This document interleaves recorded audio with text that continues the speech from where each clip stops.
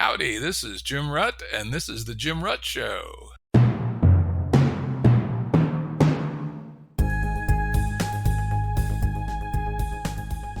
Listeners have asked us to provide pointers to some of the resources we talk about on the show. We now have links to books and articles referenced in recent podcasts that are available on our website. We also offer full transcripts. Go to jimruttshow.com. That's jimruttshow.com. Today's guest is Jack Murphy, writer, speaker, and podcaster. Hey, Jim, how you doing? Glad to be here. I'm doing pretty good, all things considered. Glad to have you. I think this is going to be an interesting conversation. Definitely. Jack is the author of Democrat to Deplorable, Why 9 Million Obama Voters Ditched the Democrats and Embraced Donald Trump. He's a podcaster, and he's a founder of the Liminal Order.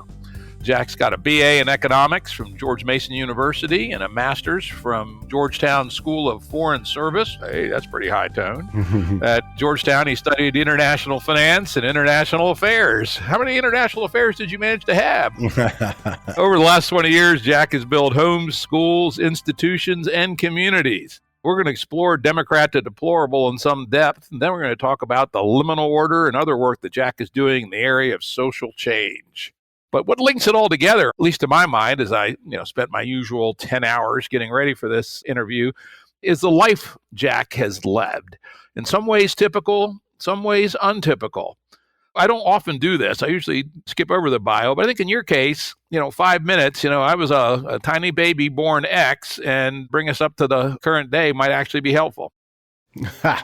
Well, that's a tough question, because part of my whole job and my whole sort of experience is telling my personal story over and over and over again, and it seems to have new twists all the time. So the short story is that I have been an entrepreneur generally in my whole life.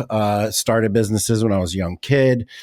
Worked as a real estate developer and independent construction and building expert in the 2000s here in Washington, D.C. And then after that, when the real estate market turned in 2008 and 9, I had been working with charter schools in DC, helping them find their own real estate facilities. And so I actually I pivoted into charter school leadership. I started off as a real estate consultant for charter schools, then a COO, a CFO, and then eventually I was executive director. And then I became a turnaround expert in charter schools. In fact, I would be hired to turn around some of the worst performing education institutions in the District of Columbia, and we had tremendous success. In fact, I didn't do it just one time. I did it twice. Some could say I even did it 3 different times, and I had a great career there. I ended up moving up to the regulator in Washington, D.C., the District of Columbia Public Charter School Association, and I worked there. And while I'm working there, I'm also discovering my writing side, my political commentary side, my investigative side. And I had been writing, I had a blog and was tweeting, and I was working on my book, Democrat to Deplorable, at the time. And I ended up getting caught up in Antifa, alt-right, online network, wars. And Antifa decided that I was a racist and a Nazi. And so they got me doxxed and fired from my job at the Public Charter School Board. And it was all done in a very public way. They ran a public campaign on me where they revealed my pen name and pointed to my crazy writings about questioning whether sanctuary cities were a good idea, or questioning some of the more radical elements of feminism and intersectionality.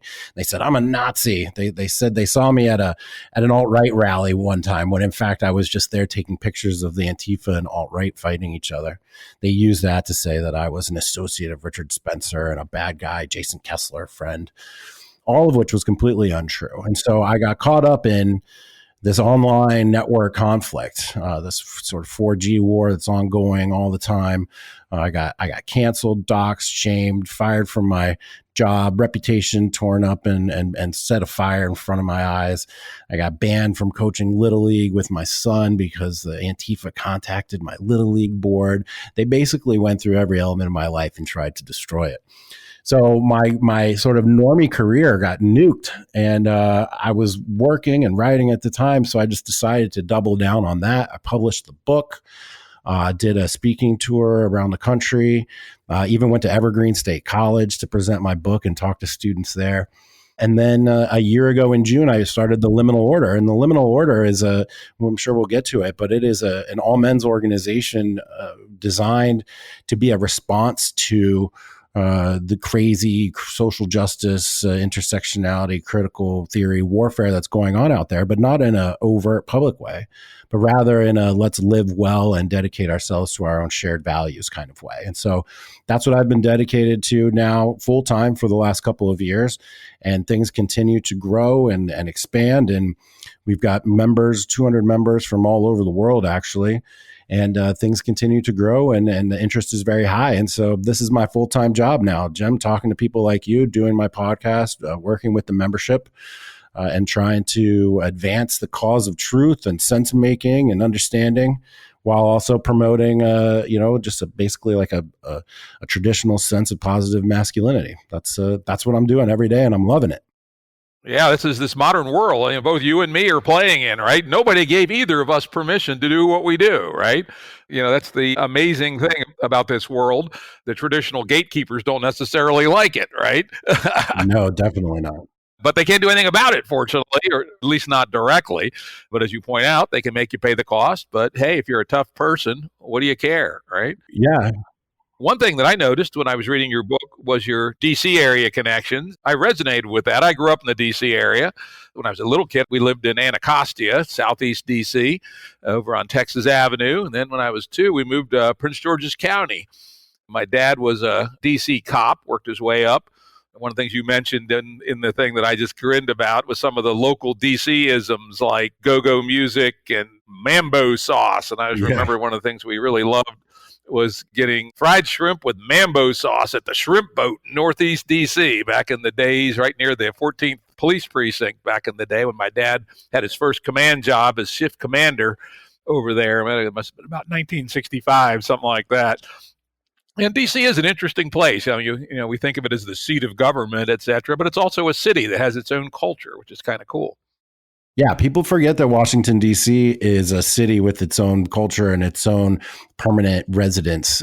There's people come in from out of town all the time and they're like, oh, D.C. is so transient and whatever. And I'm thinking to myself, everyone that I'm friends with, everyone that I know here was basically born here and lived here. And maybe it's no surprise that most of my local associates are like real estate agents, hair salon operators, local lawyers, people, real estate developers, people that build the city that all these transient people come to. So there is definitely history and roots here in DC. And I've loved living here for the most part, but it's becoming increasingly difficult to justify it in my mind, really. Mighty expensive for what it is these days. Yeah, and the part of PG County I grew up in, it was, mostly solid working class folks. I think in our little neighborhood, you think about electricians and plumbers, meat cutters. We had a baker, we had a couple of cops, a couple of school teachers, et cetera. The demographics later, somewhat to my surprise, I realized that half the adults were high school dropouts, but they were all solid and respectable folks, right? I think the divorce rate might have been 10%, something like that, maybe lower. A lot of my old friends who I'm still in regular contact are just like the kind of people you talk about. One's a surveyor, another one had a bread route that he owned where he delivered bread to grocery stores. Several were small scale home improvement contractors. A couple of them made it into the larger side of construction. Another one was a heavy equipment guy. So yeah, those kind of people, those are the kind of people I grew up with. And I think there's, kind of the bedrocks of America. Yeah, well, it's interesting in Washington that sort of middle class has been hollowed out in the city for sure. It's really polarized. On one side of the park, you've got very wealthy, the 1%, the top 1%. Your think tank people, your McKinsey people, your government lobbyists and defense contractors. And then on the other side of the park, it's there's a lot of poverty and there's definitely a lot of hunger and a lot of poor educational outcomes for our students as well. So it's a city of polar opposites and of dichotomies of black and white. It was predominantly an African American city up until just recently. It is like the first time in its history that it's now a majority non-African American. at least since for a long time, for sure. Let's jump into your book, Democrat to Deplorables. I'll put a marker on the ground, and before we hop in, to say I personally kind of did a reverse journey. I started out in life in a pretty conservative cop military family, and we had some other reasons we were politically conservative. My parents were radicalized in favor of Goldwater, and I was myself a pretty radical Republican up until 1991 with the fall of communism, which was my number one issue. And I've gradually drifted towards a much more radical view. In fact, I've now drifted way past the Democrats into a space of thinking about how to radically reconstruct society on a much more bottoms-up, localist, and egalitarian basis. So it'll be very interesting to explore your journey in the opposite direction. But anyways, I started reading the book, and I always do read the books here fairly carefully. It seemed to me that one of your initial radicalizing experiences was your experience with family court, family law, and the difficulties fathers in particular face in the impact of those institutions. Maybe you could tell us a little bit about that.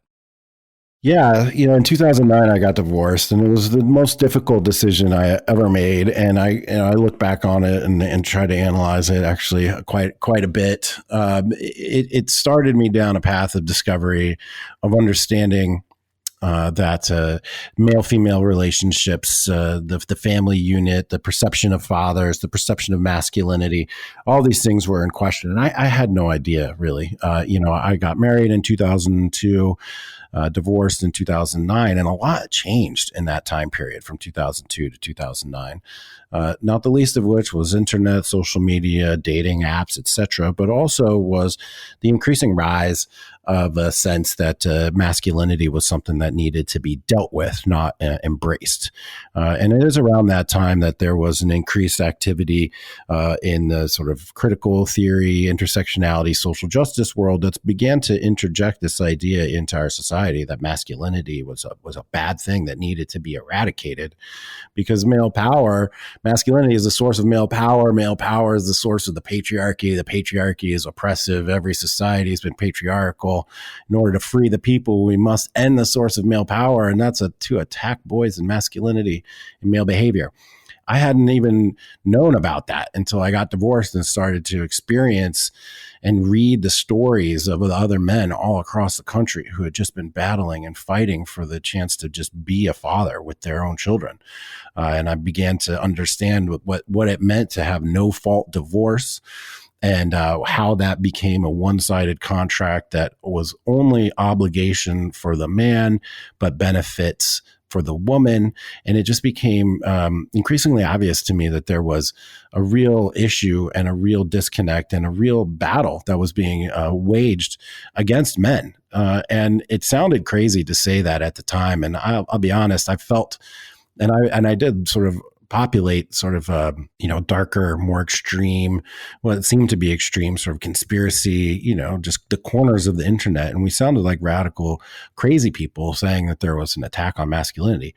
But now fast forward to 2019, when the American Psychological Association comes out and basically pathologizes masculinity. They say that competition and risk taking and an attempt to control your emotions, all these things are actually toxic behaviors, and they need to be eradicated from little boys.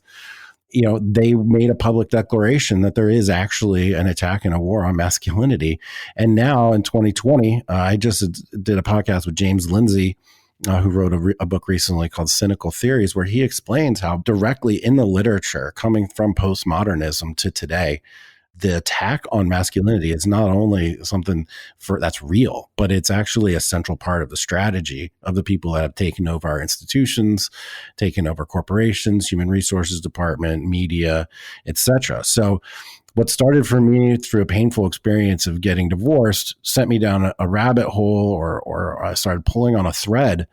And I've been pulling on that same thread ever since, Jim. And that's led me to this conversation right here. I wanted to learn more. I wanted to understand what was disrupting our mating and dating markets, what was disrupting the bedrooms of America, what was disrupting the family unit, what was disrupting marriage. And I kept pulling on that thread and pulling on that thread. And here I am today, still pulling on the same thread, but now talking about issues that are critical to humanity. to society, to the future, historical ideas, the most important conversations that we can have today, I think. And so it's been a fascinating journey for me. Some people would call that being radicalized, but for me, it's really just opening my eyes and beginning an investigation and a process that's now gone on damn near 10 years.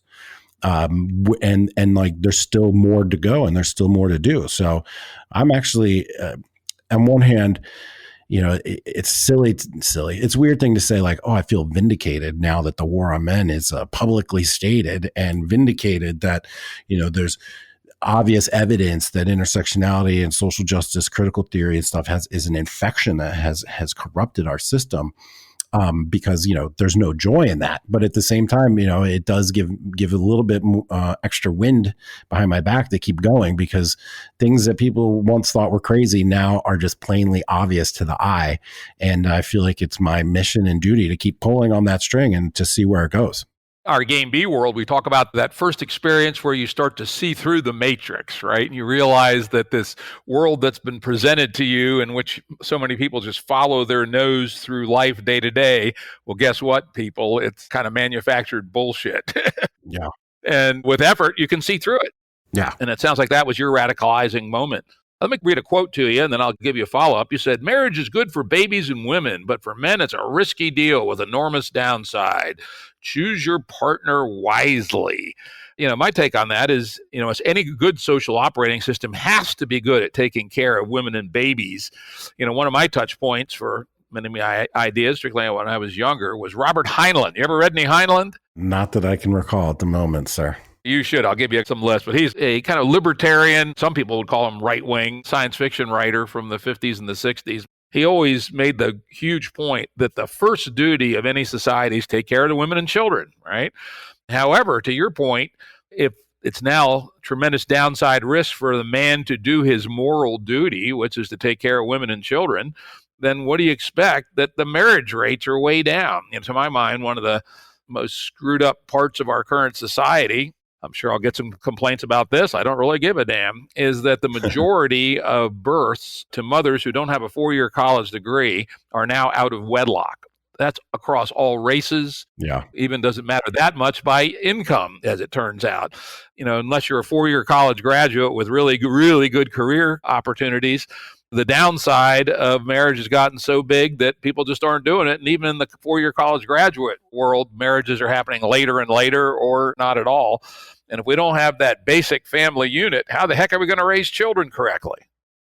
Yeah. Well, obviously, I don't disagree with the notion that we need to take care of our women and children. That's something that's been part and parcel to being humanity in humanity forever. And that's also part and parcel of being a man and masculinity. That's what we're built to do. We're bigger and stronger and more aggressive and more risk, likely to take risks.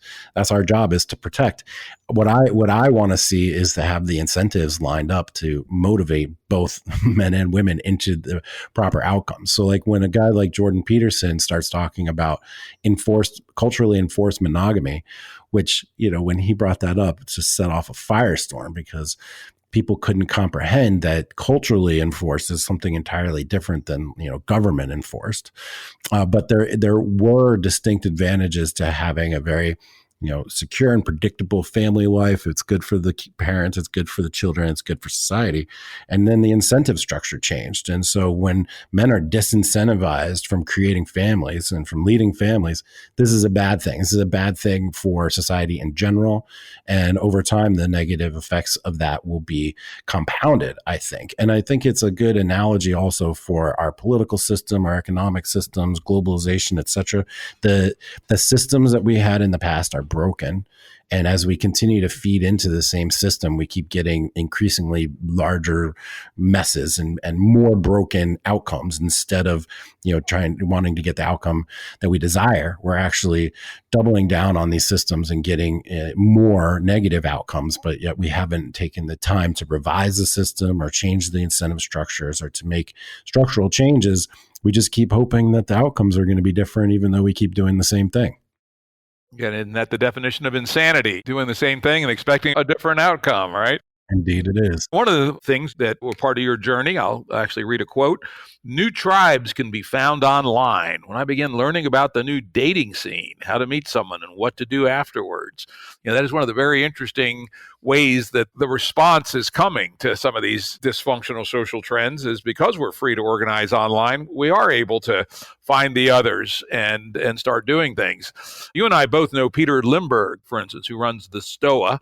But before he started that, he wrote one of the most influential essays, to my mind, of the last couple of years, The Mimetic Tribes of Culture War 2.0. And as usual on the show, we'll have links to that and to Jack's book and to his Liminal Order and to various other things on our episode page. So be sure to check that out at jimruttshow.com. But anyway, in his Mimetic Tribes, and this was in 2018, so it's a little out of date now, two of the ones he listed were the manosphere and the men's rights movement. Would you describe those as the tribes you found online, or was it something a little different? Yeah. First of all, that essay by Peter is fantastic, and I like working with Peter. I was myself on the Stoa one time and had a tremendous experience. I really respect what he's doing there, and that essay was certainly influential and will go down as an excellent piece of historical documentation for the time period that we found ourselves in, 2015 to 2018, 2019 or so. Yes, manosphere is what I discovered, which, shorthanded, people will say it's men getting together to share notes, right? It was a time, a chance for men to come together online and to actually share the little secrets that they've been keeping inside, little issues they've had with their wives, or experiences that they had in dating, or how they figured out how to take care of themselves, or make self-improvement.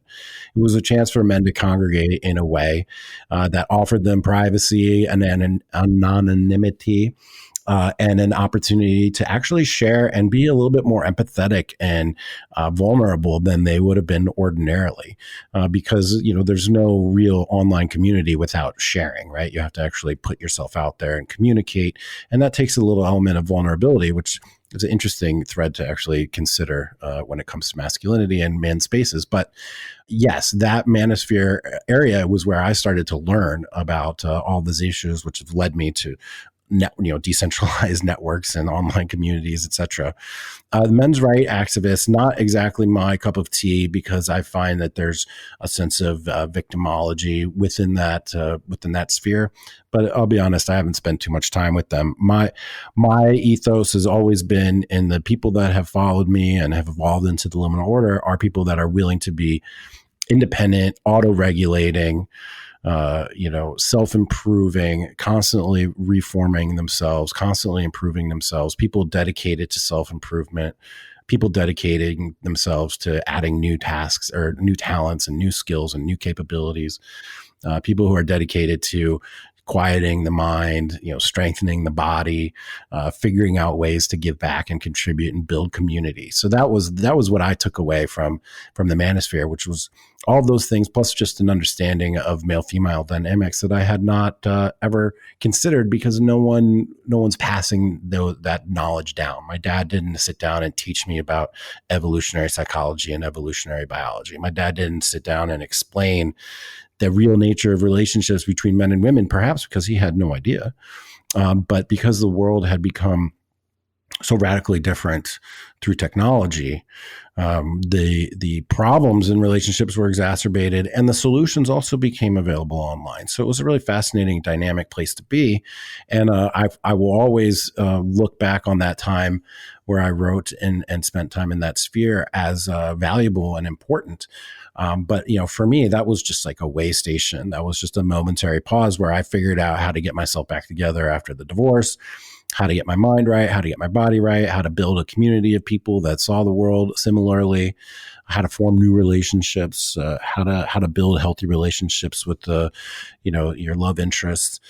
And then, since then I have definitely, moved on. It's been a few years now since I think I've really spent too much time in that arena. And now we're reaching just an entirely new audience by talking about these universal themes like you and I have in common: decentralized networks, Gameb, what's the future going to look like?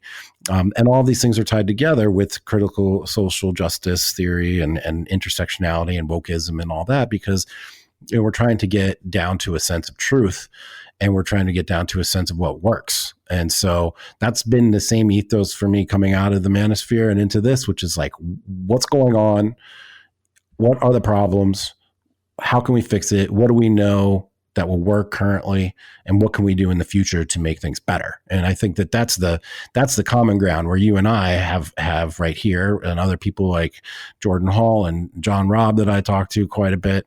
All of us have the same sense and the same goals. And so it's another interesting decentralized network theory, which is, we have a common goal. We have different backgrounds. We may have other goals that aren't aligned, but we do have a common goal in figuring out these emerging networks, how to design for them, how to design for emergence, how to participate in them, how to foster them. What is the power? What are, understanding what the power of networks are going to be in the future. And so that's pull on the thread from the manosphere, and I end up here talking to you about these issues. So I know that they're related, and I know that they're connected, and I know that they're important. And I'm happy to be having these conversations with folks like you and others so that we can keep pushing the ball forward. Yeah, it's very interesting how these various vectors are coming together into what I broadly call what comes next. Yeah. We're not really sure, because the nature of emergence, if it's really an emergence, you can't predict it. But I think there's a growing number of us that realize that the current game A, is corrupt from top to bottom. It's also on a self-destructive path that's going to kill us through ecocide, if not through some other means, and it might find some other means that do us in quicker.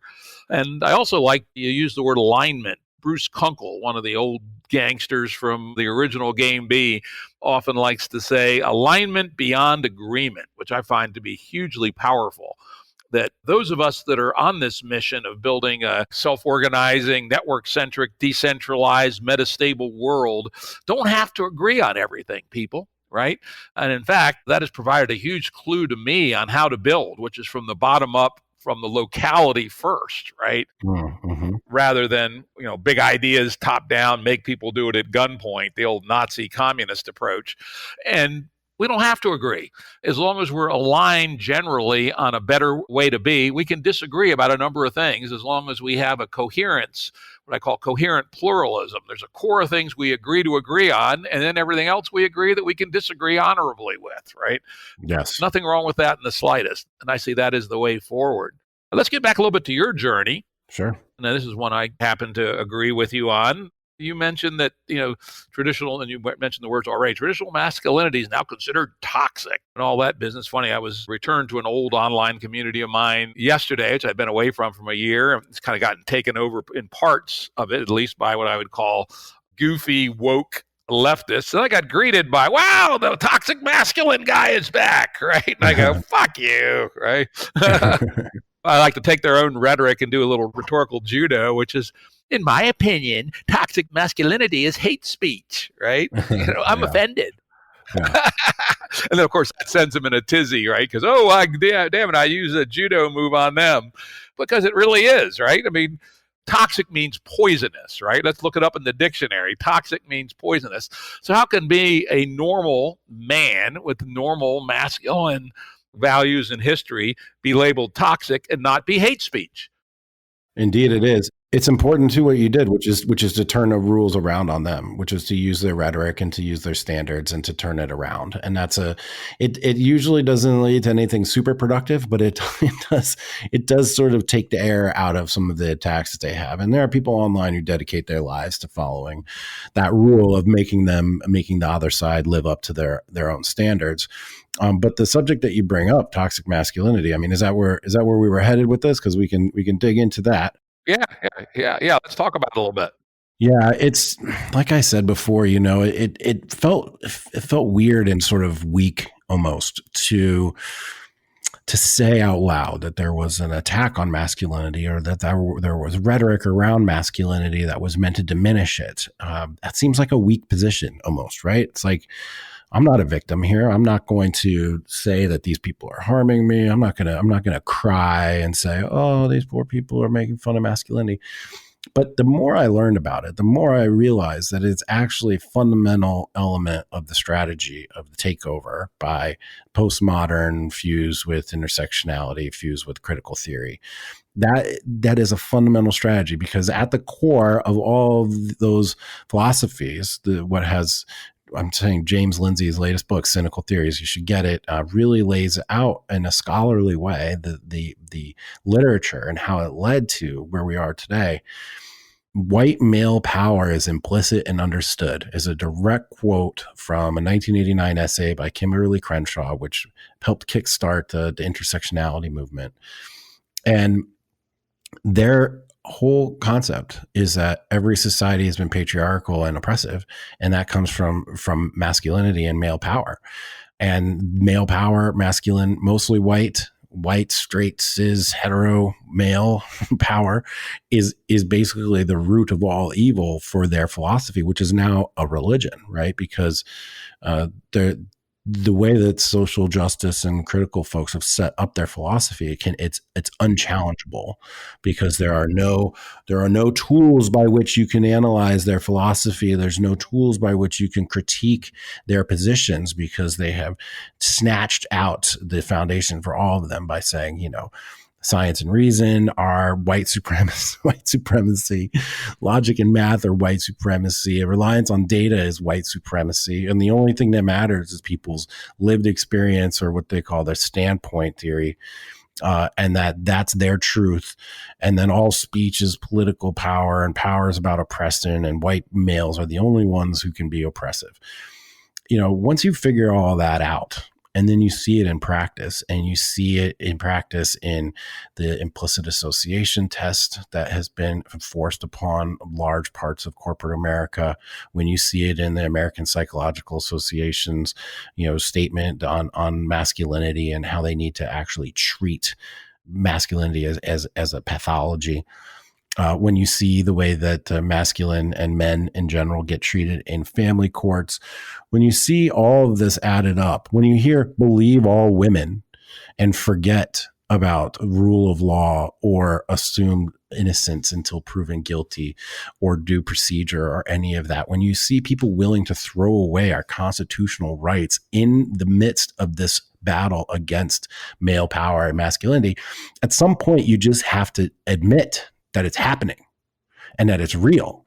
And as dirty and as disgusting and as shameful and as almost embarrassing as it is to admit it, it's true and it's real, and it's a war based in religious zealotry, and it's ongoing and it's continuing to happen, and it's literally tearing the fabric of our society apart, because we are abandoning our values of science and reason, and we're embracing a religion that cannot be challenged. And if you are not a participant in that religion, and if worse, you have ejected yourself from that religion and become an apostate, then you are somebody who, in their mind, is lacking a clear moral compass and is almost less than human.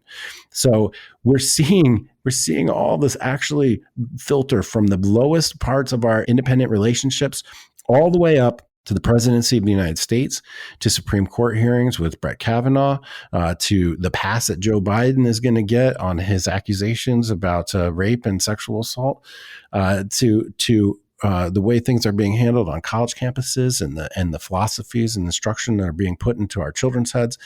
It's a total war. It's everywhere. And their goal is literally to destroy Western society.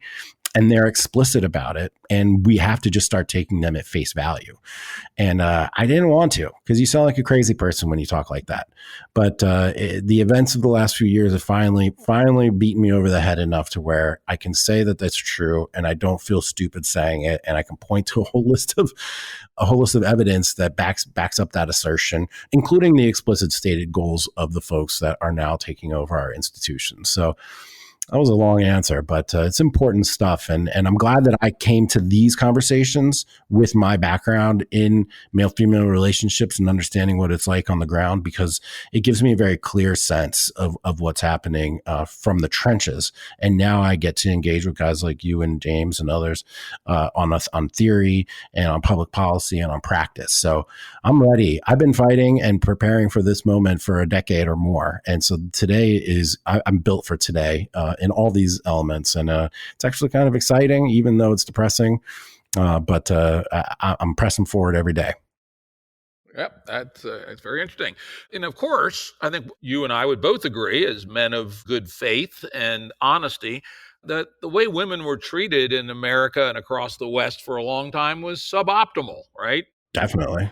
It wasn't that long ago where women couldn't own property, couldn't vote, where the kids automatically went to the father in a divorce or separation. And there were a lot of both legal and cultural problems that did need to be addressed. And, they kind of started rolling after World War II. And it seemed to me for quite a while it was on the right path and, gathered momentum around 1975. In fact, hopefully one of my quotes that will survive is that I say, when historians look back at the 20th century, it may well be that it wasn't the world wars, nuclear energy, landing on the moon, or the internet that was the biggest event, but rather, after 10,000 years of patriarchy, let's use the word, women were finally starting to become free in a real sense around 1975. In fact, later in the book, you talk about and identify yourself as an equity feminist. And I use slightly different language. I call myself an equality feminist, which is that women should be legally free to do what they want, but we should not expect that they'll want the same things as men. Yes. And it seems to me that form of feminism, I call myself a feminist, right? And I think I was well ahead of the curve, frankly, particularly in corporate America. I hired women in all kinds of non-traditional jobs because I said, I don't really give a shit if you're a man or a woman. If you happen to be interested in being an assembly language programmer and you're female, and I actually did hire such in 1986, you got the job, right? But now the idea of what feminism has become many people have been overloaded with postmodernist theory that, as you laid out rather eloquently, takes us down the rabbit hole into a world of complete nonsense, right? The idea that some witch doctor's view on how to cure polio is on par with Jonas Salk's is just ridiculous, right? Or that astrology should have the same standing as astronomy. What could be wrong with such people? But those people, unfortunately, have hijacked feminism and turned it into this bizarre thing that's not recognizable as equity or equality feminism at all. I actually was talking with a very good friend of mine, very smart, a lot long ago, and we were talking about feminism, and she has unfortunately drank the bathwater. And she says, I won't believe that feminism has triumphed until the number of programmers in Silicon Valley are exactly 50-50.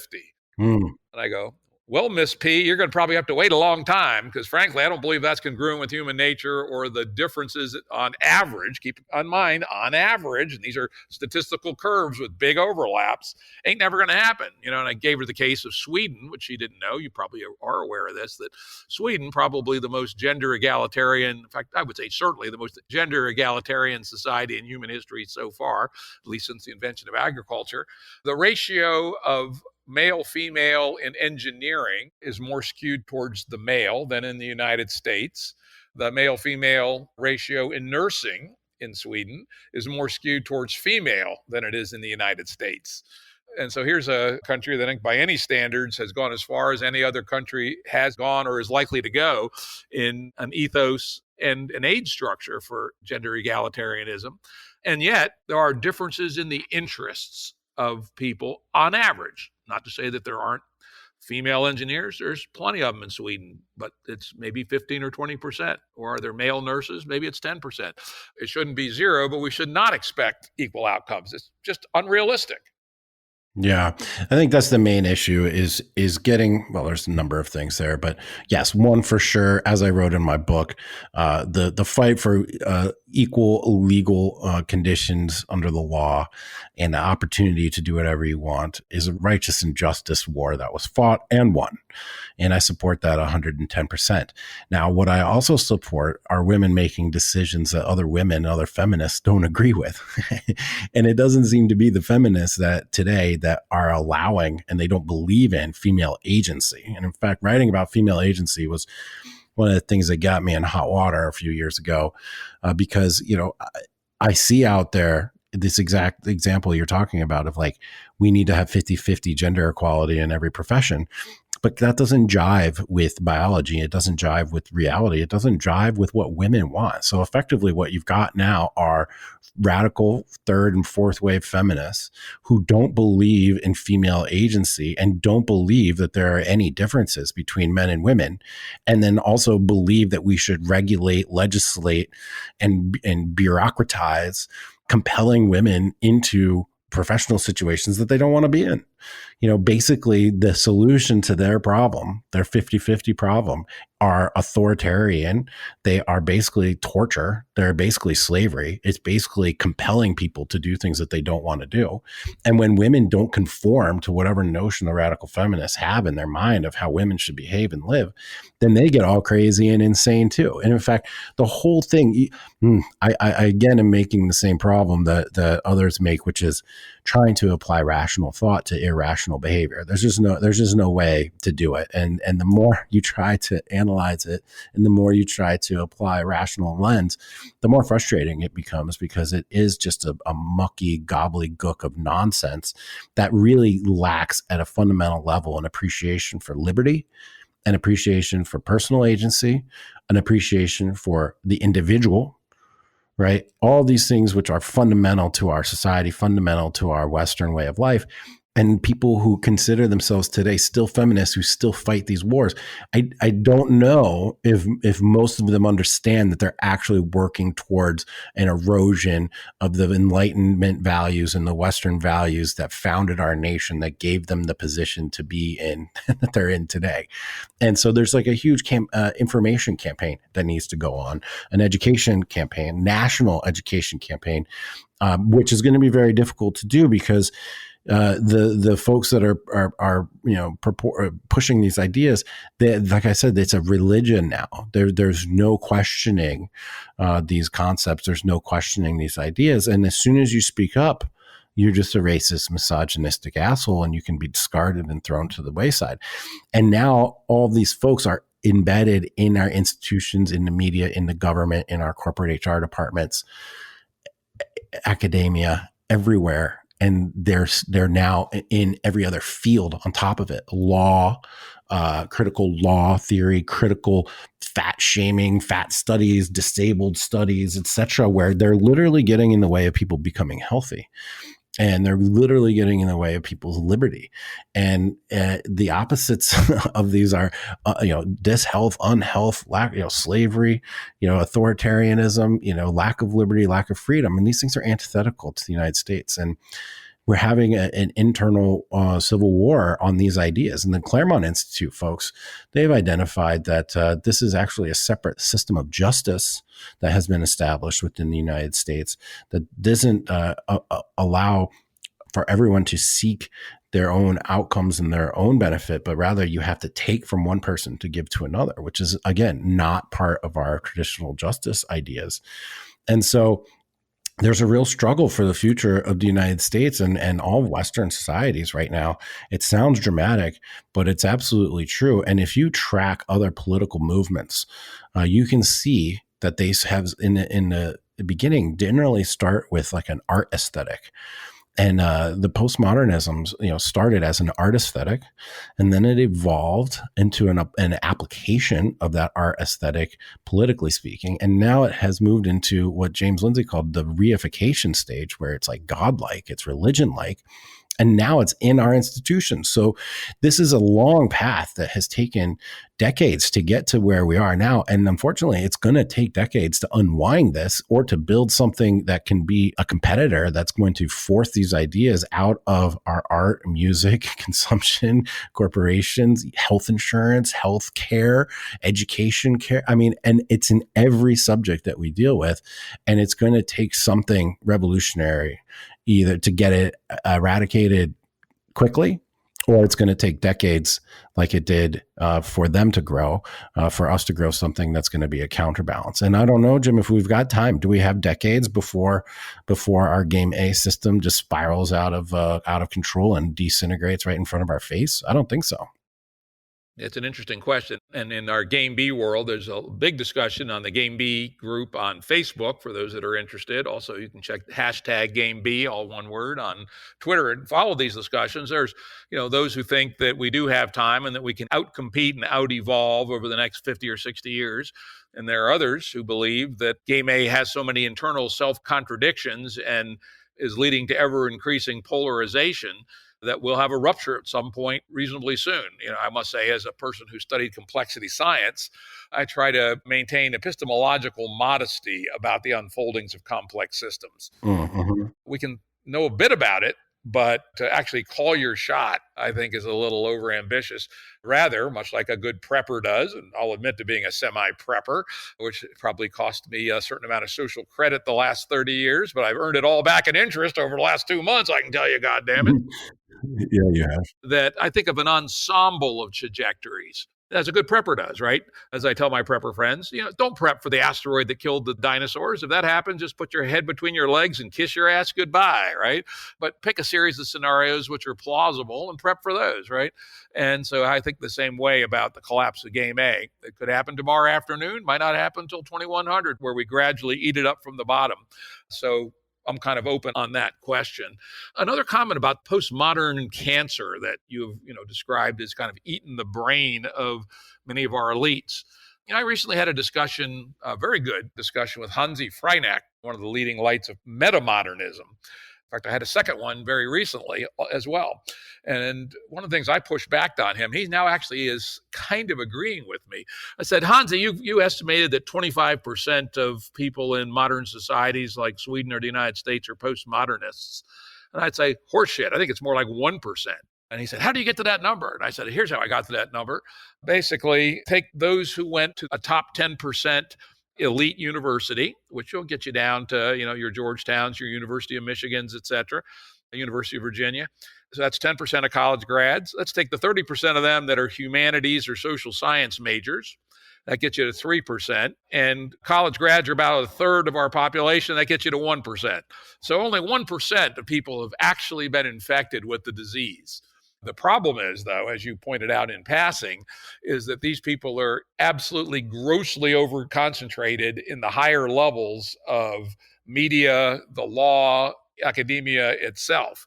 So I would argue that the deep disease, postmodernist theory, is way thinner than we think. But these people have unfortunately seized levers of power on our institutions.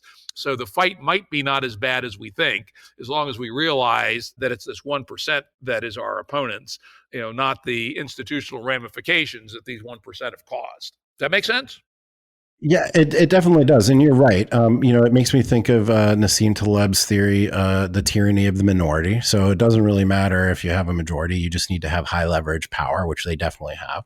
But as in context with our current social media environment, the POMO guys, the critical guys, they don't have to. It's not who studied in college and who has power over the levers now. It's their ability to inject these memes and ideas into our society, which then get swallowed uncritically.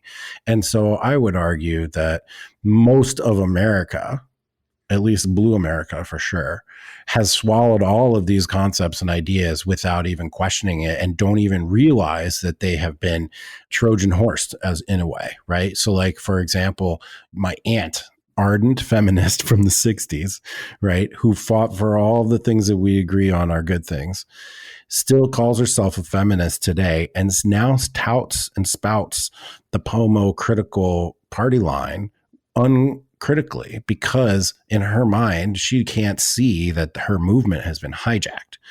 And then it happened, all of these kids today with the movies and social media and the memes and the television shows that just uncritically spread these notions. That's the real struggle, is the mimetic struggle. And I don't know how long it's going to take to wash that out also when your 1% or 3% you talk about are established in bureaucracies and in corporations and tenured positions in academia, it doesn't matter. There's only 3%. They're like, you can't get rid of them. They're like embedded and they're there. And so it's, I understand what you're saying, but I think that when you look at it from that perspective, it may minimize the struggle and it may minimize the impact that the ideas are having on our society, especially when most of the frontline soldiers are just spouting these mimetic ideas without any critical thinking or understanding of where they come from or why. So when you try to have a conversation with them, they're instantly triggered, mostly, I think, because when they begin to examine their own thought process, they can't come up with something logical because there is no logic. And so it causes them great frustration and there's no way to have a conversation with somebody. I find that, you mentioned the Matrix earlier. I find that in order to shake people from those thought patterns and that thought model, it takes a crisis. It takes something external to them. It takes like a big fucking club over the head where it gives them a moment to reconsider. Because if you're just going about your day-to-day life, you have no real reason to question these ideas. And then, someone questions you, you get angry and you're like, that guy's an asshole. What a Nazi. And then you just move on. You don't really reconsider. It's only when life forces you to reconsider things that people are going to take a good hard look. And I just don't know how long that's going to take. It'll be interesting to see what comes out of this COVID-19 thing. Some people, for the first time ever in their life, they've been living in the hammock of American luxury, have to actually make a few serious decisions about their life. Maybe that'll start some of them to be more empowered. We're moving along here in time kind of fast. So let me jump back into your book a little bit. And maybe you can tell us a little bit about your education work and how all that ended. And that will kind of take us into a whole nother direction where your eyes sort of changed how they saw. Yeah. So unfortunately, I've had more than one negative experience in education. In fact, my whole doxing experience with Antifa and whatnot, it's not even in the book because that all happened after the majority of the book was written. So there was, I document an experience in my book, Democrat to Deplorable, where I was the white male leader of basically 100% African-American school. Staff was 95% African-American. I had been working very hard and diligently to improve the standing of the school. We had tripled our score on the scorecard that was issued by the regulators. We had improved all of our scores. We had designed a plan to turn the school around. I saved the school millions of dollars. I hit all of our projections, all of our trajectories, all of our scores way above schedule. And eventually, though, I got ousted because my board became populated with social justice warriors who could not stand the sight of having a white male masculine figure in charge of an education institution that served predominantly African Americans and hired predominantly African American women on staff. They just couldn't stand for it, no matter the fact that we had achieved every goal that we had set forth, literally refinanced the entire organization, saved millions of dollars, built a huge fund, raised scores, tripled our report card score. I saved that school and they came and they took it away. And the way that they took it away from me, I was executive director. This was the board's action. The way they took it away from me is they said that there was a complaint against me that said that I had created a hostile work environment for women and for African Americans. Now, this is such an insane thing to say because I had 85% staff retention. I had hired and promoted nothing but African American and women. I had developed all these professionals. I had empowered them. I gave them a chance to succeed. I let them do the initiatives they wanted to take. Everybody was returning. I mean, I made the retention rates as stipulated by my performance agreement. And yet they said that there was a complaint against me for creating a hostile work environment for women and African Americans. And so I was being suspended while that was being investigated. I said, okay, all right, that sounds crazy to me. Please send me the report. Send me the complaint. Guess what? No complaint. They were never able to turn over any complaint. There was no complaint. They completely fabricated it. I hired an attorney. The attorney kept hammering them for the complaint. There was no complaint. There was no accusation of racism from my staff, no accusation of sexism from my staff. In fact, they all voted with their feet and returned at something like 85%.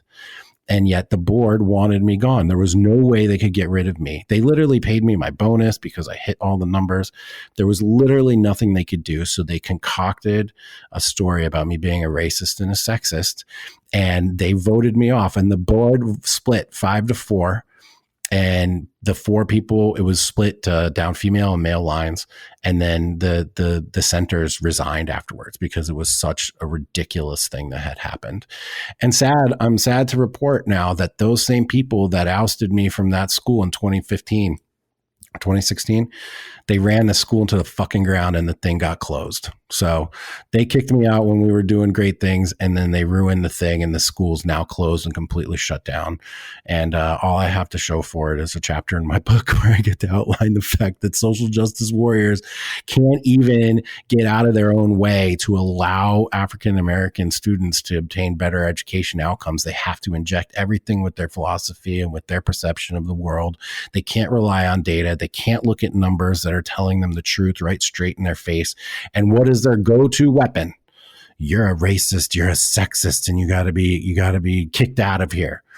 And, had I done that, that's fine. But I am a complete opposite of that. And the evidence that there was absolutely no report ever filed, nothing they could ever turn over to me. I FOIA'd it and everything. It wasn't there. There's just no excuse. And it was just a prime example of social justice warriors getting in the way of actually positive outcomes for the people that they're purporting to help. And it's a sad story that ended with the school closing just like a year or so ago. And they took it over and ran it into the ground, and they ruined it. And it's just something, those are the kind of things that we have to look out for all across the country. And now it's not even just in education.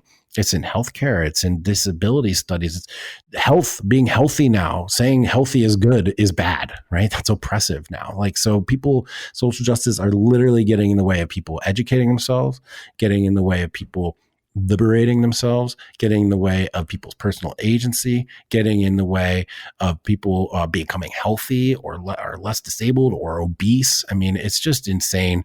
And that was a moment in which I realized that no matter what I did, I would be called a racist and a misogynist, no matter what, even though I basically hired all minorities and women for almost 10 years, trained them, promoted them, gave them bonuses, rewarded their good performance, gave them free leeway to do what they wanted and to implement their own ideas. And it translated into higher test scores for basically 100% poverty-stricken kids in the District of Columbia. None of that mattered. The only thing that mattered was that I was a white dude and they had to get rid of me. And if they ruined the whole thing because of it, so be it. Yeah, this social justice warrior obsession on race, and let's put it on the table, there is still systemic racism in our country. There is still residual implicit racism in everybody, including Black people, interestingly. The psychology lab tests on implicit racism show that majority of Blacks actually have negative attitudes about Blacks, right? In addition to some negative attitudes about whites, and whites do too. And so these things are real. I mean, you'd expect after 500, 600 years of racial discrimination, much of it legal, institutionalized, horrors like slavery, there'd still be some left. But there's not as much left, it seems to me, as the insanity of the kind you just described represents. Let me quote a statistic from the Gallup poll. This is a question I find to be the question about real racism, people who really hate other people for their race, which is, do you approve or disapprove of marriage between Blacks and whites? If you're a real racist, think that the other race is inferior, then you're going to be opposed to people close to you being married to them. In 1959, how many disapproved of marriage between Blacks and whites? 96% disapproved, 1959. In 2015, 8% disapproved. We went from 96%, who I would say could be called on the surface literally racist, thought marriage between Black and white was wrong.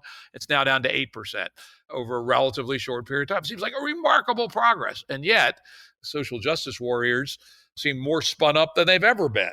Not to say that we should give up the fight. We still have to get rid of that last 8%. But it seems to me that the intensity of the foaming has gotten way stronger as the amount of racism has actually declined.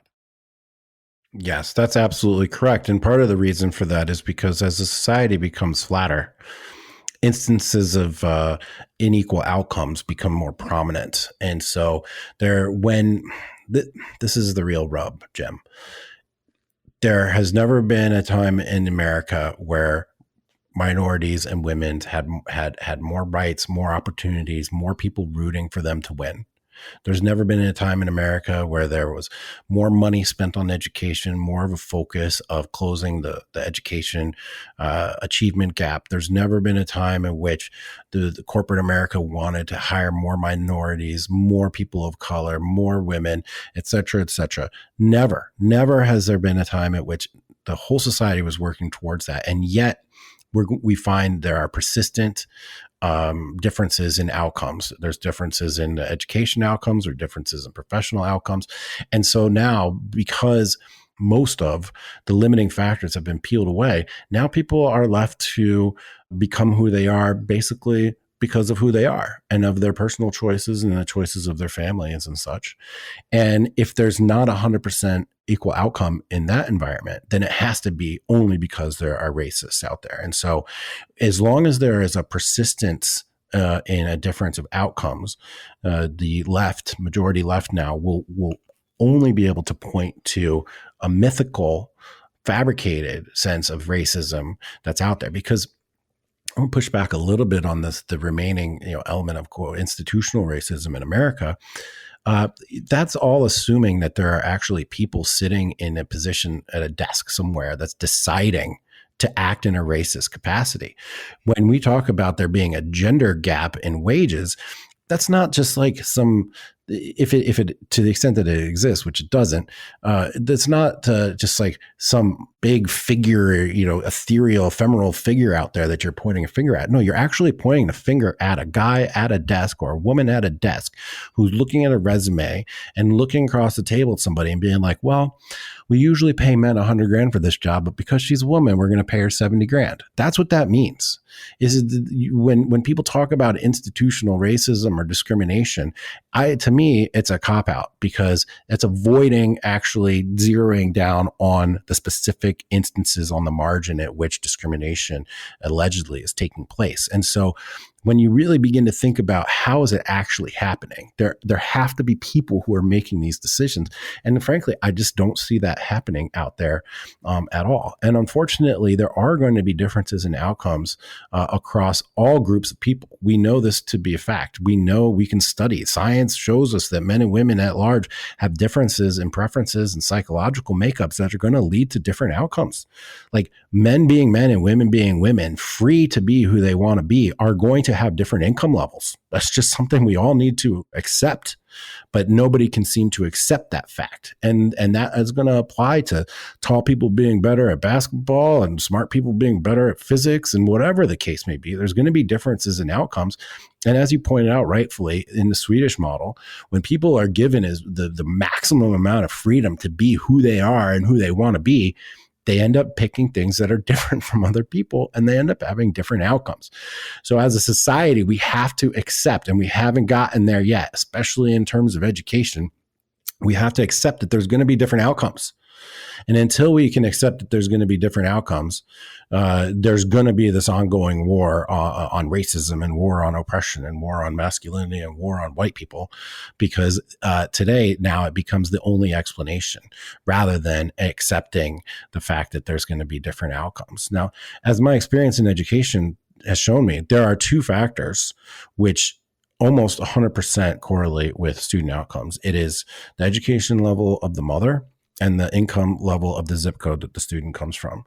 Those things, which then actually have a relationship to race because of our history and because of the way that the cities work and the welfare state works and this whole system works, which can also argue, that there is that is one element of, quote, the institutional racism, but it's not racism per se at this point because it's help, right? It's like the welfare system is meant to be helpful, right? But it's actually causing problems.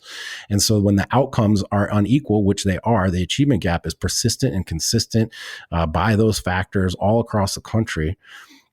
We have to accept that throwing more money at that's not going to solve the problem. Calling more people racist is not going to solve the problem. In fact, I think accepting that there are going to be different outcomes is a humane and empathetic way to go about your life.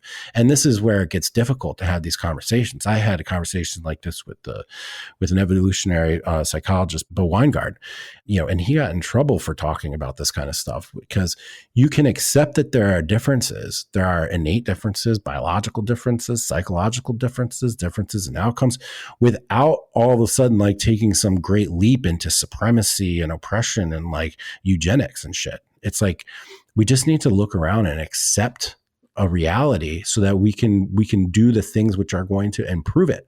And right now I just don't see that happening at all, and it's a little bit frustrating. And so to tie this all back together, when a society is flat like ours is, instances of differing outcomes are going to be assigned the racism tag until we can accept that there are actually going to be differences in outcomes based on preferences and based on abilities. And until that time, I don't know what's going to happen, and I don't know how to get people to accept that, to be honest. Yep. I'm going to push back just a little, which is especially with respect to race. I think so-called systemic racism, which I like as a better term than institutional racism, one can argue that the effects of past racism must still be substantially impacting the African-American community. I bought a house in 2002 in Santa Fe, New Mexico, and right in the title, it said, as a covenant, you may not sell this house to a black person, right? That became unenforceable maybe in 1968 or thereabouts. But I mean, there was absolutely rigid racism in housing. There was redlining in banking. It was illegal for a black person to marry a white person here in Virginia until 1967. And that has had to have long-term systemic impact on the culture, on the family fortunes, on all kinds of things that is still negatively impacting African Americans. Definitely. The other one is implicit racism is real. I mean, there's lab psychology tests show it clearly, and there's even much more pragmatic real-world testing. You probably have read about, you send a resume in, it's identical except the name is, Jamal Robinson on one and, Chip Smith on the other, and Chip Smith is going to get 20 or 30% more replies from employers than Jamal Robinson will. So that's still there, and I think it's way premature to say the fight against racism is over, but we've made a lot of progress. And then the other one that you did not mention, which unfortunately gets to be a third rail in discussions about this, is partially the impact of past racism and random evolutionary drift has produced some subcultural issues that I believe are a fair amount of what is keeping the achievement gap between blacks and whites there. For instance, 70% of black children are now born out of wedlock. I mean, yes. Sorry, that's not a formula for average statistical success. Amongst black males in many places, not everywhere, but in many places, there's a meme that doing well in school is acting white and therefore, hateful. And you remember what being a junior high school kid was like, being out of touch with your local culture is a tough thing when you're 13 or 14 years old. And so if the attitude is, doing well in algebra is acting white, an awful lot of black kids who have the ability aren't going to do it. And then finally, there's a very odd one, which academics refuse to study because of political correctness, which is that black children at the time they enter preschool have a very substantially smaller vocabulary than white kids. Mm-hmm. Probably caused by different styles of parenting in the two communities. And it doesn't matter what the income level is. A neurologist and a lawyer's black child will have a lower vocabulary than a white neurologist and lawyer's one, and probably a culture, how the children are raised.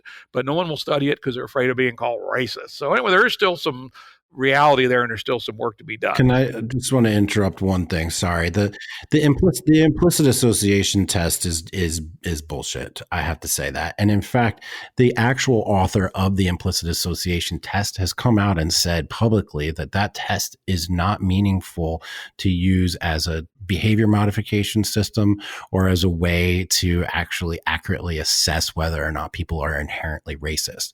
And the IAT, if you want to do the research, it's out there, and I suggest looking up Jesse Singal. He's a leftist journalist who has dug down super deep on this and revealed the implicit association test to be a bunch of shit. I've taken the implicit association test myself, and I was able to game the system. I was able to just do it and make the outcome whatever I wanted it to be.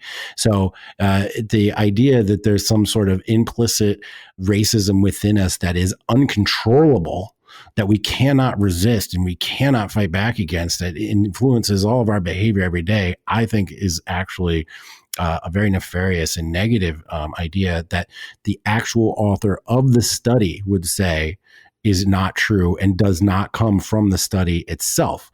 I mean, the study is like the test is you have to, they time your ability to associate positive words with white or black faces. And what they're saying is that it's easier and as evidenced in a shorter duration that it takes you to assign a good word to a white face than it does to a black face, and vice versa. Negative words, it takes longer to associate them to a white face than it does to a black face.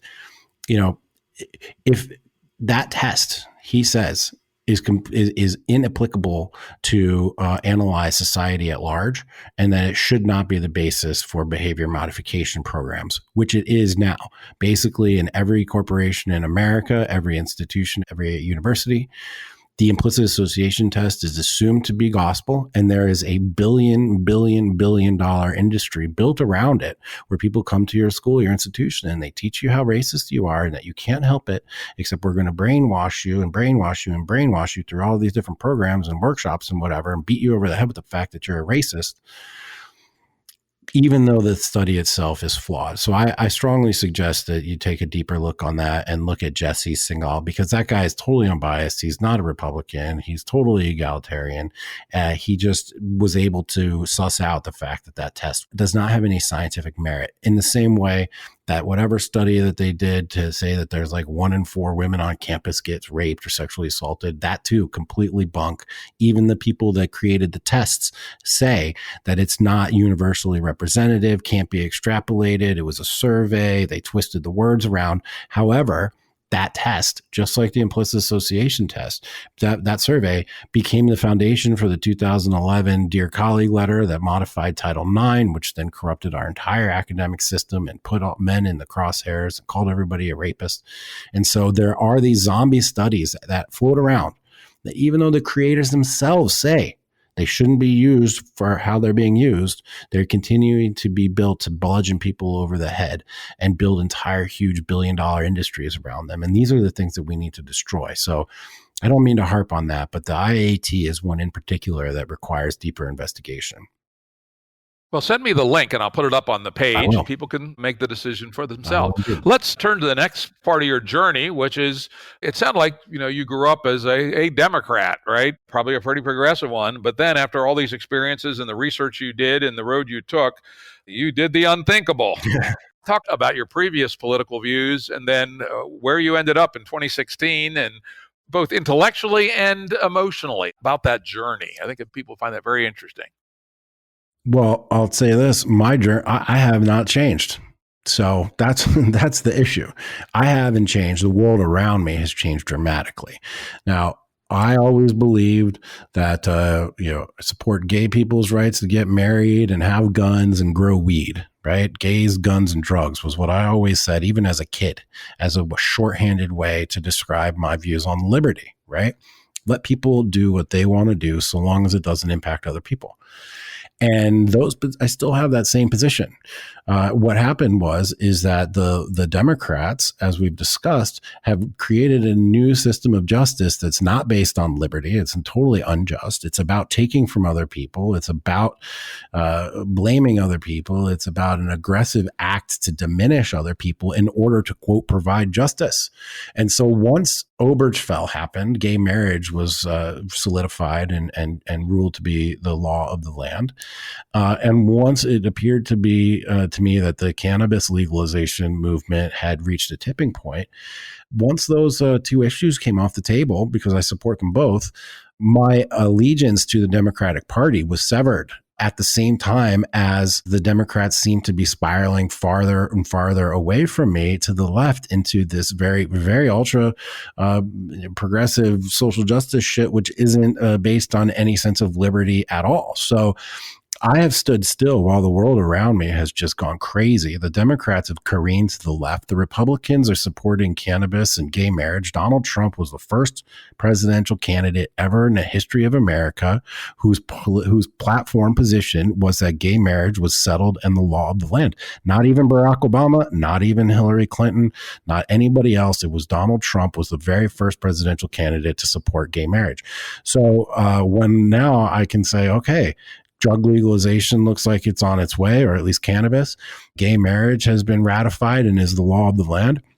Now I don't need the Democrats. I don't need to support them because that was achieved. And in fact, now they have stopped being the advocates for liberty and advocates for this injustice and this bullshit way of distributing prestige and merit and resources among people who claim to be victims and have created a whole new victim culture, and who have this, had abandoned any notions of due process and justice for boys and men on college campus, which thank God was just remedied just yesterday by Betsy DeVos in the Department of Education. So I would argue that I personally haven't been on a journey. The country has been on some crazy journey. The country's gotten drunk and fallen down and they're in the alley, and I'm still standing there like, what the fuck are they doing? And so now that, Donald Trump's on stage with a rainbow flag, and he's been very clear on his position on cannabis legalization, that opened the door for me to consider other things. And so it was kind of easy for me because the Democrats, they left me, I left them, and we were done. And so now whatever candidate is going to acknowledge that we're facing an existential threat from critical and social justice theories. And personally for me, a candidate that understands that China is a major competitor and that we're actually in a war with them already, that candidate's going to get my vote. I'm not beholden to Trump. In fact, I wrote very clearly in the book that supporting him is oftentimes very distasteful and it smells bad, and you got to plug your nose and just swallow hard. But he understood, or at least signaled that he understood the core issues that mattered to me. And this Title IX modification that just was ratified just the other day, May 5th and 6th, was a complete vindication for me, a complete and total justification for supporting Donald Trump. I wrote in my book, as early as 2016, before Trump was even the candidate, before he was even the nominee, I said that Donald Trump as president will remedy the Title IX crisis. And if he does it, it will all be worth it to me. And guess what, Jim? Just 2 days ago, in the last 24 hours, he actually did that. He restored due process and justice to our universities, and restored free speech and protection of rights to our universities and to our college students. And so I'm feeling very good about my choice. Also, he understands that we're in conflict with China. So now, again, that those social issues have been resolved, and the Democrats went all haywire and nutso, it makes me open up my mind to other candidates. And I have to fight not only for the positions that I believe in, which I've already stated, but I also have to fight against the positions which I believe are harmful. So I can't vote third party and let a Democrat win, because a Democrat is going to carry with them the social justice coalition that does not believe in actual justice, does not believe in science, does not believe in reason, does not believe in the Enlightenment, does not believe in Western civilization, who in fact have as their mission to destroy it. Why in the world would I vote someone into office who has part of their coalition a desire to destroy our country? That makes absolutely no sense to me whatsoever. And so not only do I have to vote for Trump to vote for the things I believe in, but I have to vote for a viable candidate that will defeat the Democrats, because the Democrats currently have in their political coalition people that want to destroy Western civilization. That seems like an absolutely fucking no-brainer to me. And it's sort of my mission to get that out there in the world, because if people really truly understood what it meant to vote for Democrats, especially to put them in power of the Senate and the House, and control of our courts, and control of even seemingly mundane things like the National Labor Review Board and other jurisdictions and other bureaucratic bodies that have the ability to enforce laws and bureaucratic edicts across the land. If people really understood what they were voting for, if they voted for the Democrats, I don't think any of them would, because they don't understand. And it goes back to what we were talking about before about only 3% of the world are critical theorists or whatever, but it doesn't matter. When half the country has swallowed their memes and believes them and espouses them, then we have to educate. We have to change their minds. We have to show them what's actually happening. And that's basically been part of one of my missions the last few years, is just try to pull back the covers. I use a metaphor in a book often about the sanitizing effect of daylight. We just need to expose these things, because if you talk about them enough, the logical conclusion to talking about them is that they will go away, because there's no logic there. And so that's my mission. And again, just to wrap it all up, the Democrats left me. I left the Democrats at the same time, because the Democrats aren't who they used to be. There is no, it's not the Democrats of the 90s. I voted for Bill Clinton. I voted for Barack Obama. I was a lifelong Democrat. But once a few of those social issues were resolved, and combine that with them careening wildly to the left, it became an absolute no-brainer. And I believe, no diss on anybody, but if you dig deep into their platform and the philosophies which underpin their policies, there's no logical way. If you believe in America, if you believe in liberty, there's no way you can vote for a Democrat, period, full stop. So you adhere to I think the guy, I don't remember the author, but wrote an article before the election calling this United Flight 93 election. That's right. Michael Anton. Yep. So you view that the Democrats have become so corrupt and so potentially pernicious that it's a matter of life and death to prevent them from getting power. Yes. And not corrupt in a corporatist sense, like, taking money from lobbyists, because Republicans do that obviously as well. No, it's a corrupt in the sense that their underpinning political philosophy is not based in justice, nor in liberty, nor rooted in the Enlightenment, nor a fan of Western civilization. It makes no sense to me, if you really can explore and understand those things, how you could vote someone into office who is beholden to people that want to destroy Western civilization. I don't get it. It makes no sense to me. Do you think maybe you might be overreacting to a fringe of nutbags in the Democratic coalition? I mean, yeah, AOC, she might believe some stuff like that, but Joe Biden seems unlikely.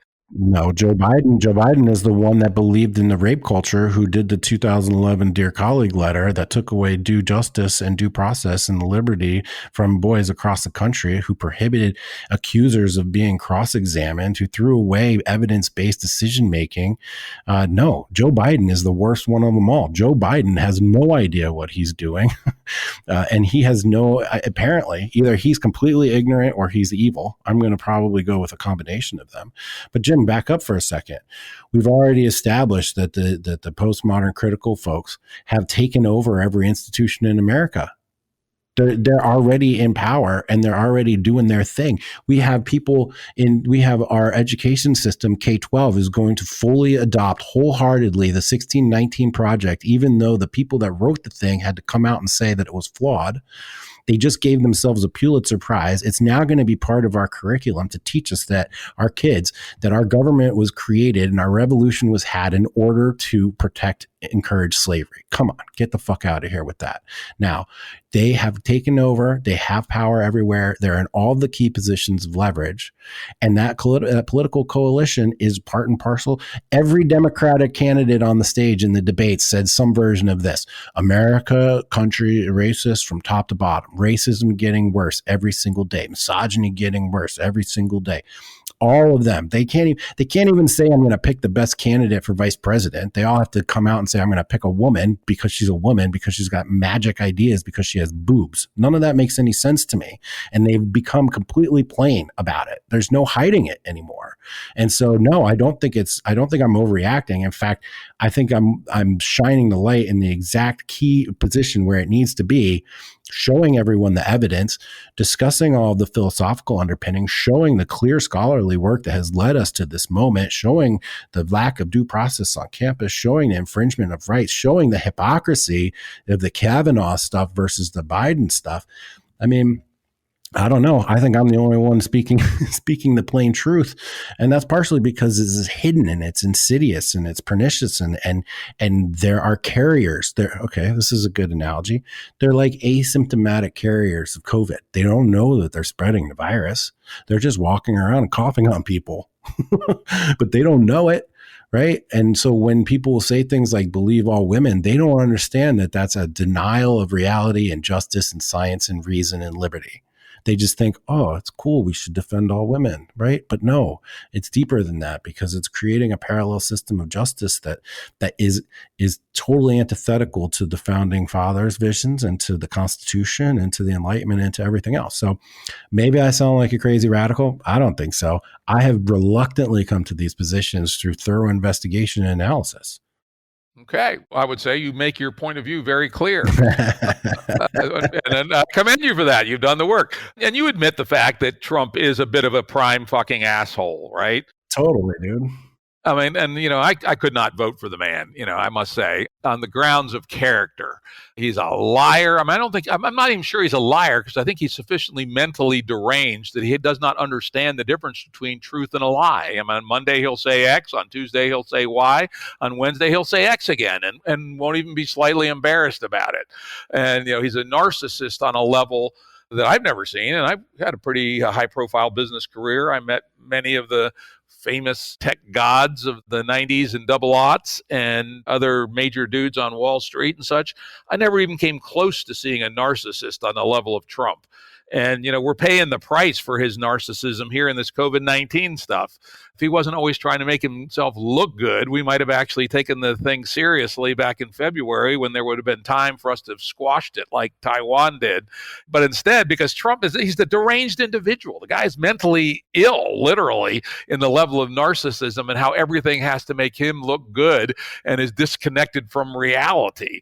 I don't know. I mean, I'm with you on a fair amount of the philosophical stuff. I am an enlightenment man above all else. And in fact, my version, at least, of Gameb is an Enlightenment 2.0. And this is something that Hansi Freilich and I agree on, that the Enlightenment needs some upgrade and improvement, but it did indeed enlighten the world. So very important. But there are days I think that Trump is suffering from tertiary syphilis. I mean, how could somebody say the shit that the man says, right? How do you respond to that? I hate being in a position to carry water for Trump. But, one thing to remember is, he's trained his whole life is dealing with the media, and the media has never been straight about anything. So he plays to the media plays with him. I have no idea what he says behind closed doors. I do remember his interviews with like Oprah Winfrey in the 80s. Very clear thinker, always had America at heart, always interested in protecting America from foreign competitors, always interested in taking care of the American worker and preventing the Chinese or Japanese takeovers. If you read his interviews in Playboy and stuff from the 80s and 90s, he's still talking about the same things he'd been talking about back then. And his whole worldview was shaped mostly by real estate in New York City in the 80s, where he saw how the Japanese had been taking our lunch in the industrial world, then taking our dollars, coming back to the United States and buying up precious assets. And he saw that and he lived it. He remembers when Rockefeller Center was purchased by a Japanese company. That really left a big impact on him. And he's been singing the same notes basically for 40 years. Now, does he lie and twist and exaggerate and be all hyperbolic and shit? 100%. Can I listen to him talk all the time? No, I certainly cannot. But I think that there are some broad general strokes that make some sense to me. And again, he is the one that's pushing back against these things which are fundamentally a conflict of interest with Western civilization. Does he do it in a way that's unsavory and kind of gross? Sure. But you know what? I'm focused on existential threats. I'm not focused on being offended. And by the way, what president, what person who aspires to be the leader of the free world doesn't have some element of narcissism built into them? In fact, I think it's a precondition for the job, because who the hell would want to be president? It's the worst job in America, but you got to do it, and there's got to be reasons for it. And on this issue about COVID, I would argue that the networks chose when to shut down the country, not the president, and not CDC and the World Health Organization. Both of those institutions were themselves behind the curve. And in fact, the WHO and CDC both were giving totally contrary opinions, or sort of giving advice that ran contrary to what we ended up thinking was the right thing to do as late February and early March. So I push back on this too. I think that he's handled COVID as well as any of our leaders could possibly have done it. And in fact, he shut down the economy and killed the stock market, which, if you think about it, those are the two things that he holds most important and dear to him. So he did that even knowing that it was going to destroy his economy that he had built. It's going to destroy the Dow Jones, which he, was taking credit for. So he did that in knowing that it was going to be a problem for him. But I would argue anyway, no matter who the president was, the network of sense makers, of which we were a part in the Liminal Order for sure, decided on our own when it was time to shut down. I don't think for one second that in late February that the country itself was ready to accept closures. Hell, the country isn't ready to accept closures today. So I'm not sure what more could have been done. All of the stuff about the ventilators, totally overblown. They didn't even need the ones they sent to New York City. All this stuff, I don't know how much better it could have been handled. And I don't know in our current system to what extent he even has the control or the capability of doing things, quote, earlier, or doing things in a more significant way. The networks are in control now, and it's the public information networks that drew us into the closure, and they're going to be the ones that draw us out into whatever the final resolution is going to be. That's well said. I think I could disagree about some of the details about Trump's handling, but let's move on to the last section here, which is about the new masculinity, or what is some positive models for masculinity going forward. And I was doing my prep, and as you know, I do a lot of prep for every episode.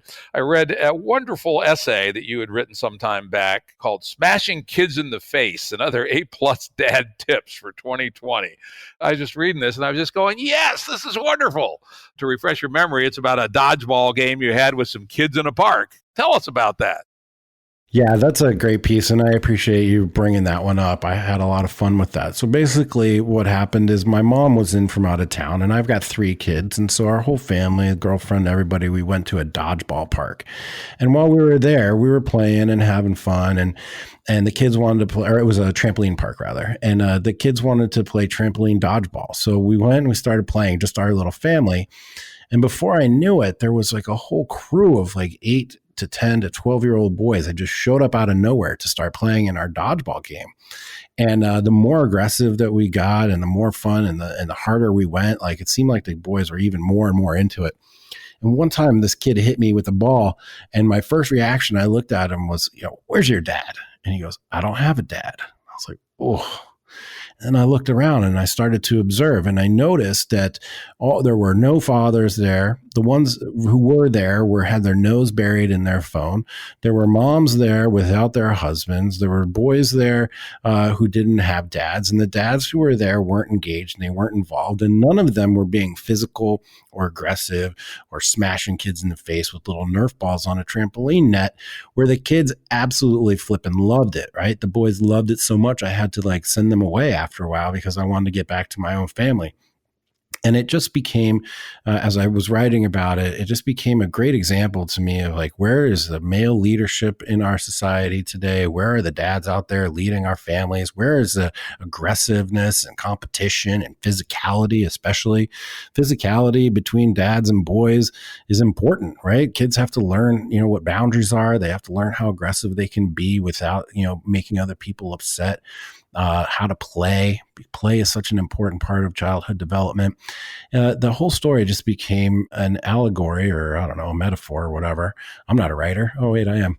That was sort of emblematic of society. Like, the dads just weren't there, and the dads weren't doing their thing. And that's what we really want to try to do as our response to all of this social justice, crazy leftist stuff. You mentioned the word localism, and I'm just beginning to explore that subject. In fact, I'm going to be talking to Joe Norman about that in a couple weeks. And my understanding, or at least our intention with the Liminal Order, is we want to fight this fight from the ground up. We want to put down roots and build a community that focuses on and is gathered around ideas of positive masculinity, and the way that we're formulating our response to culture war is not by writing policy papers or protesting or trolling people online or whatever. No, our approach is to build community and relationships. Start by focusing on improving ourselves, become capable of being leaders, then lead our families. And then if we can do that, we can help lead our communities. And then if we're capable of doing that, then maybe we can end up leading the nation. And so that's basically the general gist of what the Liminal Order is. It's a community of men who believe in the power of masculinity and understand that in order to change the world, we have to change ourselves. And we can do that, and then we can change our families, lead our communities, and hopefully eventually either change the nation, lead the nation, or be what's standing when everything else comes crashing down around us. And the thesis for the Liminal Order has been proven in that when people of like-minded interests get together, they can become happier, healthier, and wealthier and safer. That has been proven. And we combine the old sense of communities with the new sense of network sense-making.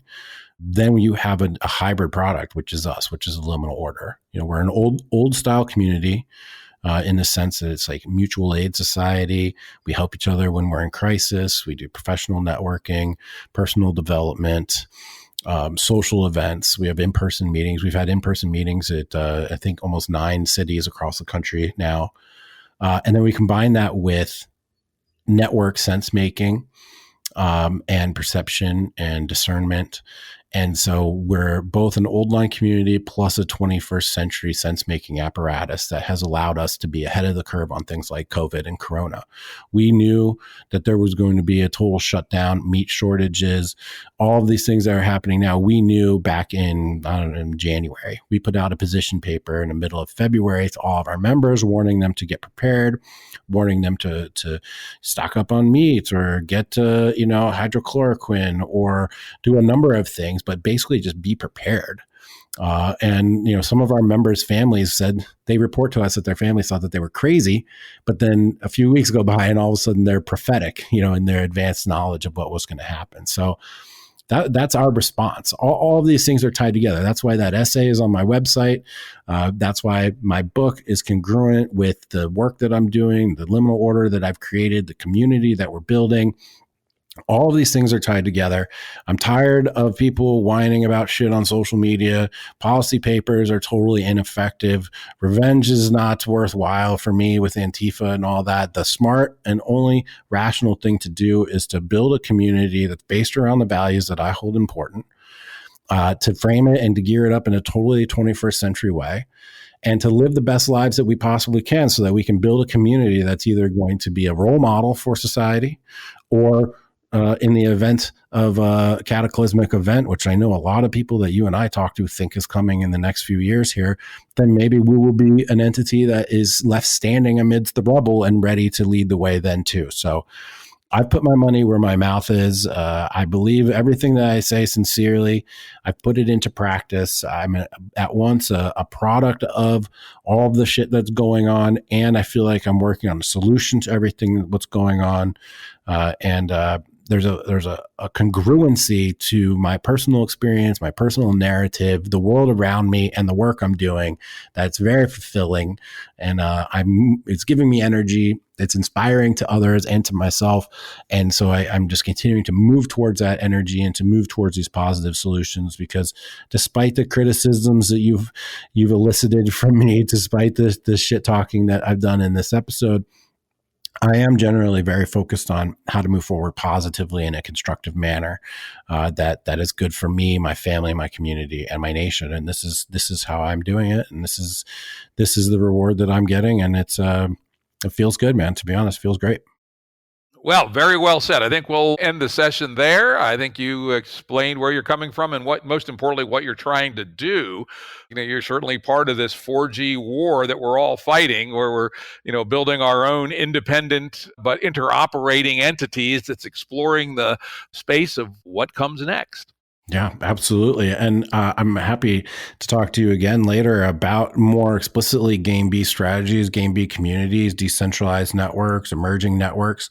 I've had ongoing conversations with Jordan Hall and John Robb and others that are working in this space. I've reviewed Jordan's new covenant document as well, so I'm very up to speed on where the thought process is. And we're just trying to do our part, right? We want to build this community in a 21st century way that focuses on emergence. We've designed the community itself for emergence. We're starting at a very localized level on individual relationships, and we're trying to build something that's going to grow in a decentralized way that's going to have a very powerful effect. So happy to continue that conversation. Very happy to have been with you, Jim. I've been a fan of yours for a number of years. I know that you've been involved in some very interesting and important work all over the country and just for many years now. So when you asked for me to come on, I was very pleased and excited to do it, and I'd be happy to come back and talk to you anytime. Yeah, that's great. Let's do it. Let's have a what comes next Big Change Coalition Gameb++ conversation. Definitely. Production services and audio editing by Jared Janes Consulting. Music by Tom Muller at Modern Space Music.